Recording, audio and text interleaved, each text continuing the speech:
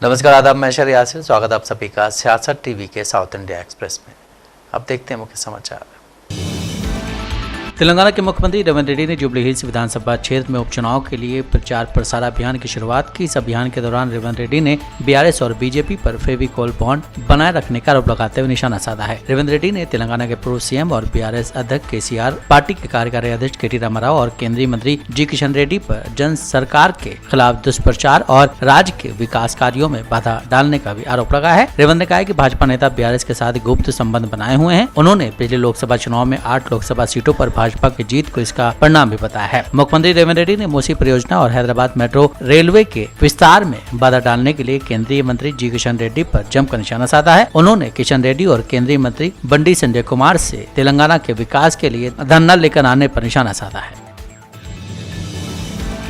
राज्य की कांग्रेस सरकार के खिलाफ आरोप पत्र जारी करते हुए तेलंगाना के प्रदेश बीजेपी अध्यक्ष एन रामचंद्र राव ने कहा है कि हमने कांग्रेस सरकार के खिलाफ आरोप पत्र जारी किया है। हर मोर्चे पर विफल कांग्रेस सरकार अपने वादे पूरे नहीं कर पा रही, लेकिन फिर भी जुबली हिल्स उपचुनाव में झूठे वादे कर रही है। वहीं जुबली हिल्स उपचुनाव के दौरान तेलंगाना के मुख्यमंत्री रेवंत रेड्डी ने कहा है कि हाल ही में ऑपरेशन सिंदूर के दौरान पाकिस्तान ने भारत को लात मारी। सीएम का यह बयान बेहद आपत्तिजनक है। बीजेपी इस बयान की निंदा करती है। देश के खिलाफ और सेना के खिलाफ अपमानजनक टिप्पणी करने और केवल हमारी सेनाओं का मनोबल गिराने के लिए भाजपा निश्चित रूप से तेलंगाना के मुख्यमंत्री से माफी मांगने की मांग करती है। मुख्यमंत्री जुबली हिल्स में अल्पसंख्यक वोटों को खुश करना चाहते थे। वो ऐसा व्यवहार कर रहे हैं जैसे वो भारत में पाकिस्तान के एजेंट हों।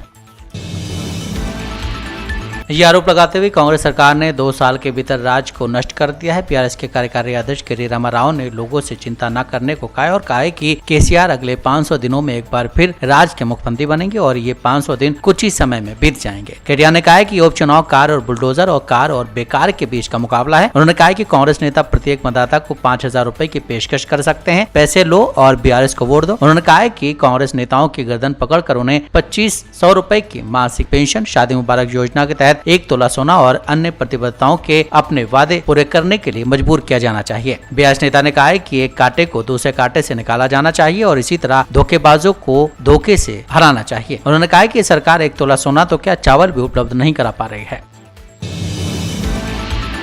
केंद्रीय मंत्री जी किशन रेड्डी ने आज पीएम मोदी की तारीफ करते हुए कहा कि प्रधानमंत्री नरेंद्र मोदी के नेतृत्व में भारत बिजली क्षेत्र में आत्मनिर्भर बन गया है। इससे पहले यूपीए काल में किसानों और उद्योगों को बिजली की भारी कमी, बार बार बिजली कटौती और अविश्वसनीय आपूर्ति का सामना करना पड़ता था। आज भारत ने 500 गीगावाट की बिजली उत्पादन क्षमता हासिल कर ली है।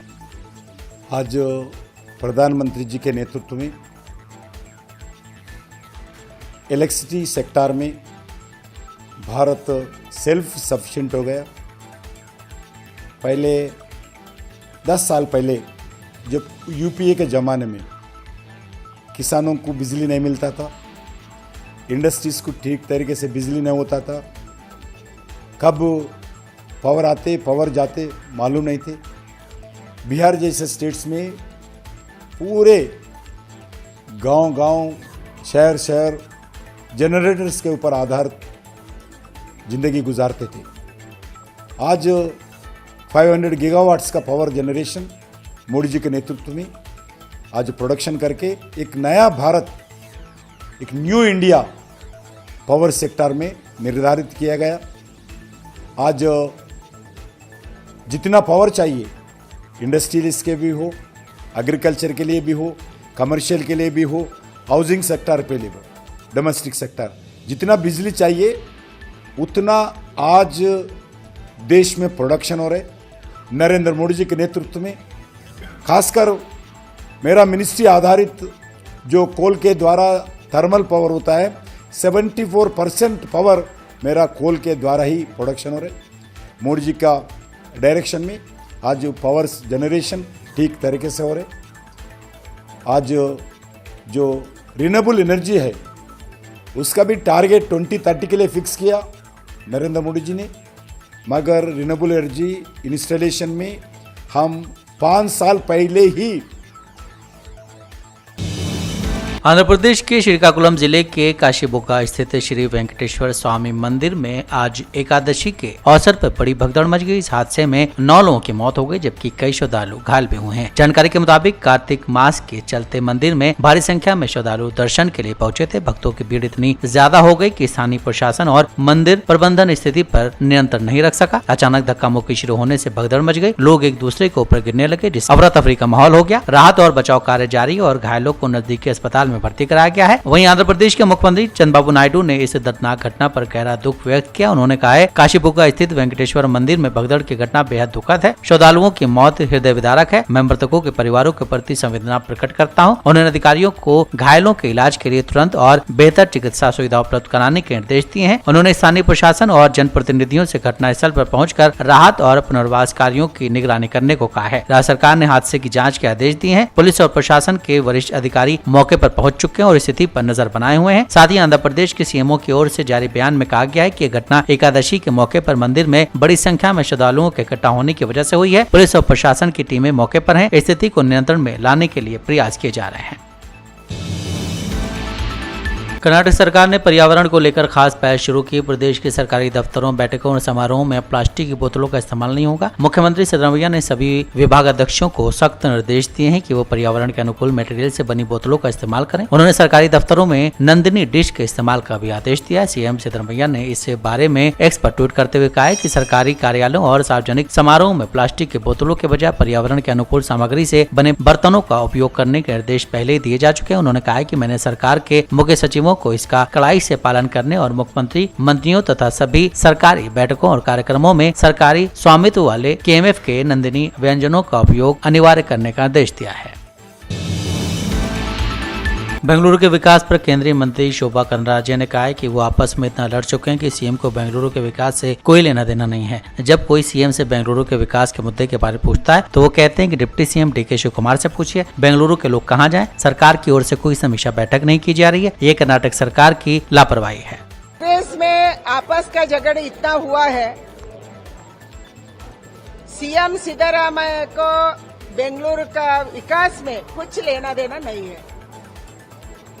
सिद्धरामैया जी बोल रहे हैं डीके शिव कुमार को पूछिए, बेंगलुरु में पार्ट होल है, बेंगलुरु का विकास करना। आप जाके डीके शिव कुमार को पूछिए। डीके शिव कुमार बोल रहे हैं सीएम देखना चाहिए, सीएम करना चाहिए, सीएम सिद्धरामैया है, वो क्या करते हैं क्या कहते हैं वही फाइनल है, ऐसे बोल रहे हैं। मगर बेंगलुरु का लोग, कर्नाटक का लोग किधर जाएंगे, किसको पूछेंगे? ये सरकार को 135 सीट दिलाया, कर्नाटक का लोगों ने गारंटी के कारण वोट दिया, अभी किधर पूछना?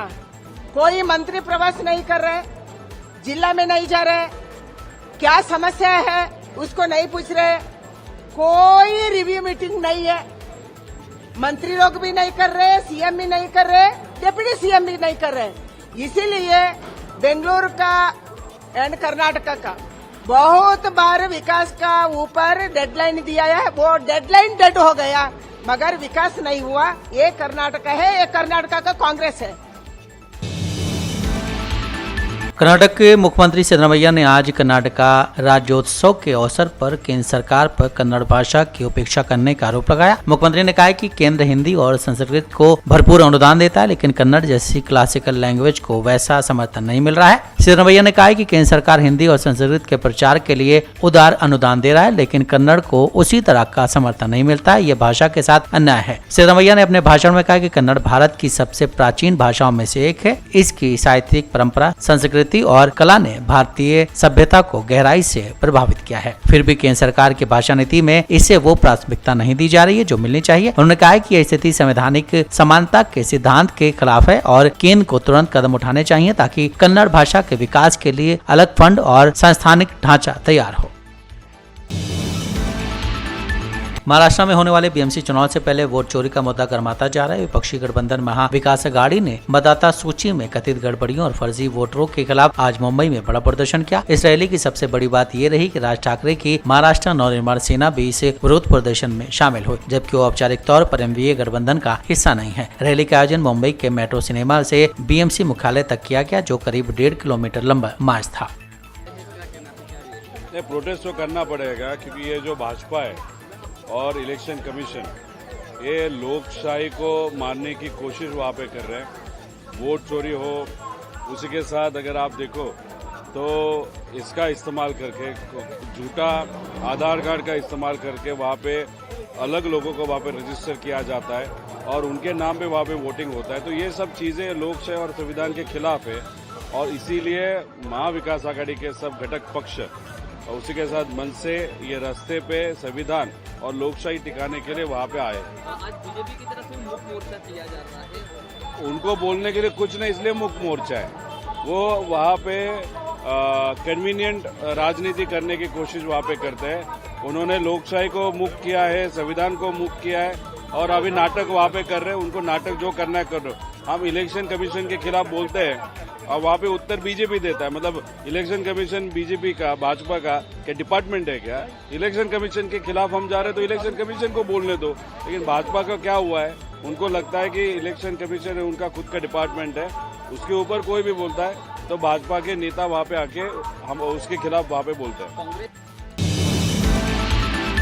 पीएम श्री योजना पर कांग्रेस सांसद JB माथेर ने कहा है कि हम 1 नवंबर और केरल दिवस का स्वागत करते हैं, लेकिन इन कल्याणकारी योजनाओं के समय को नजरअंदाज करना मुश्किल है। पिछले 9 सालों से सरकार ऐसे मुद्दों पर चुप रही और अब स्थानीय निकाय चुनाव से ठीक पहले वो अचानक इन उपायों की घोषणा करते हैं जैसे कि वो लोगों के लिए काम कर रहे हो। हालांकि किसी भी लाभ का स्वागत है, लेकिन ये समय LDF और CPIM द्वारा फिर से समर्थन हासिल करने की रणनीति जैसा लगता है। सरकार को हाल ही में अपने सहयोगी दल CPI सहित महत्वपूर्ण विरोध का सामना करना पड़ा था। इसकी वजह से मुख्यमंत्री को आलोचनाओं का सामना करना पड़ा। उन्होंने संबोधित करने के लिए आगे आना पड़ा। अब इन विफलताओं को छुपाने के लिए वो योजना शुरू कर रहे हैं। अगर वो अचानक 1000 करोड़ रुपए की घोषणा कर सकते हैं तो उनके पास पहले पैसा क्यों नहीं था।